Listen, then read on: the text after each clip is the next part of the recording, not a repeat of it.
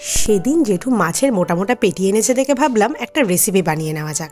সেই জন্য মাছটা নুন হলুদ মাখিয়ে হালকা ভেজে নিলাম আর পেঁয়াজটা পেস্ট করে নিলাম।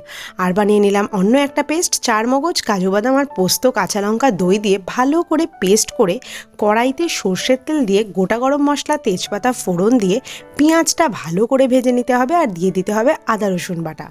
নাড়তে নাড়তে চিনি আর জল দিয়ে ভালো করে কষিয়ে নিতে হবে।